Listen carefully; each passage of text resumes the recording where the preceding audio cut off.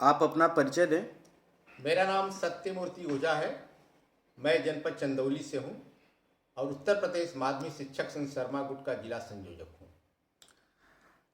अभी 30 जनवरी को इलाहाबाद झांसी कॉन्स्टिट्यूंसी का शिक्षक का चुनाव होने वाला है। इसके विषय में आप क्या कहना चाहेंगे?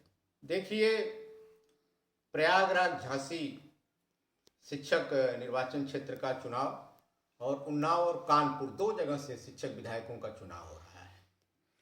पूरा प्रदेश का जो सरकारी तंत्र है, ये संगठन के अधिकृत प्रत्याशी झांसी प्रयागराज माननीय सुरेश कुमार त्रिपाठी और कानपुर से हेम सिंह गौड़ को हराने का कुचक्र रच रही है। लेकिन शिक्षक बुद्धिजीवी वर्ग से आता है, वह अपने बुद्धि का, अपने विवेक का, अपने हौसले का प्रयोग करके दोनों प्रत्याशियों को भारी बहुमत से जिता करके विधान परिषद में भेजेगा। आपके प्रदेश अध्यक्ष सुरेश कुमार त्रिपाठी जी हैं जो चुनाव लड़ रहे हैं। क्या इनके हार जीत से पूरे संगठन की साख दांव पर लगी है? बिल्कुल बिल्कुल, संगठन की दाव साख पे नहीं लगी है। संगठन के साथ साथ शिक्षकों की दाव जो है, शिक्षकों की जो है साख जो है दाव पे लगी हुई है। वित्त विहीन शिक्षक साथी हो, चाहे पुरानी पेंशन से आच्छादित जो शिक्षक और कर्मचारी का संवर्ग है, जिनको इससे वंचित रखा गया है, वो सभी इससे प्रभावित हो जाएंगे। इनका आवाज उठाने वाला कोई नहीं रहेगा सदन में। आप जानते हैं कि नई पेंशन स्कीम सरकार ने लागू किया है। वह नई पेंशन स्कीम आज अगर आप पेपर में पढ़ेंगे तो स्टेट बैंक और LIC, जिसको अडानी ग्रुप ने गिरवी रखा है, अपने पास खरीद लिया है, वह घाटे में चली गई है। और उसी में स्टेट बैंक और LIC में नई पेंशन स्कीम के तहत शिक्षक कर्मचारियों का पैसा गया है। ये पैसा कहाँ गया? डूब गया सब। सर, जब शिक्षक रिटायर होता है तो उनको 500 से 700 1200 रुपए तक का वेतन मिलता है। ये पूरा ऑन रिकॉर्ड है। उमेश द्विवेदी जो अपने आप को शिक्षक नेता कहते हैं, वह सरकार के नुमाइंदे भी हैं। वह बार बार कहते हैं कि शिक्षकों का हिस्सा सरकार में है। यह कहाँ तक सत्य है? उमेश द्विवेदी जी शिक्षक MLC रहे हैं। वो समाजवादी पार्टी के बैनर तले चुनाव लड़े थे। और जब समाजवादी पार्टी की सरकार अंतिम दौर में थी, कार्यकाल पूरा होने वाला था, तब तक ये भारतीय जनता पार्टी का दामन थाम लिए। इनका खुदा निश्चिंतता नहीं है कि ये कहाँ है। जहां सरकार है वहां उमेश द्विवेदी हैं। ये शिक्षकों के साथ कभी नहीं रहे हैं। और ये वित्तविहीन शिक्षक महासभा से चुनाव लड़े थे। समाजवादी पार्टी का इनको समर्थन प्राप्त था उस समय, और इन्होंने कहा था कि वित्तविहीन शिक्षकों के लिए हम लड़ाई लड़ेंगे। क्या किया आज तक इन्होंने? अगर ये सरकार में है, भारतीय जनता पार्टी की सरकार है, तो वित्तविहीन शिक्षकों को उनका मानदेय जिसका इन्होंने वादा किया था, उसको क्यों नहीं लागू करा देते? सरकार जो शिक्षक हैं, इनके बातों में कदाप नहीं आएंगे। इनकी बात झूठी है और छलावा है। शिक्षक इनको नकार चुका है।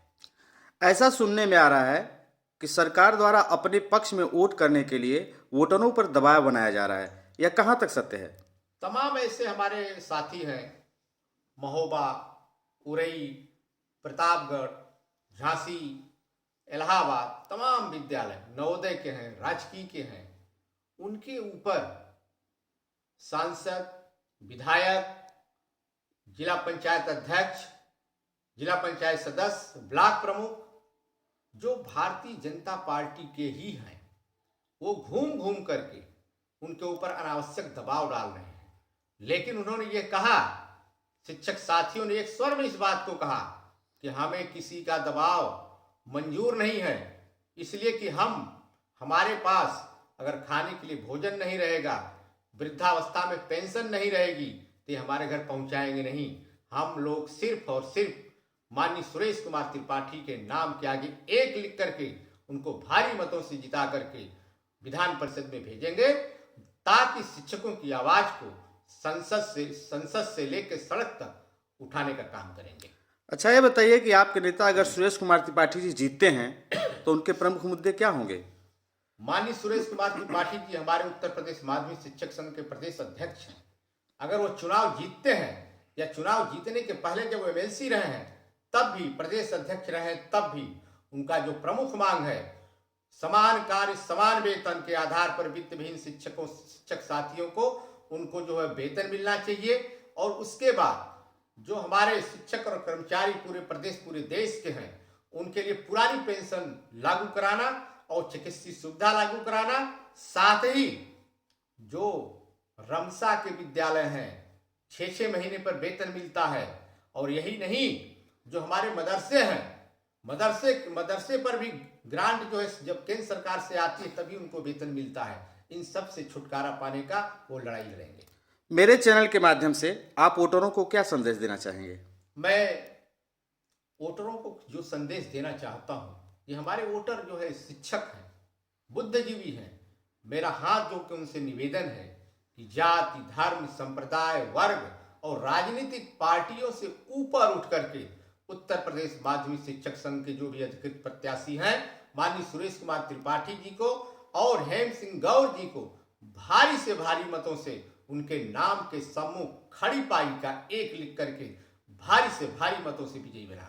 जय हिंद, जय भारत, जय शिक्षक संघ। बहुत बहुत धन्यवाद। धन्यवाद सर आपका।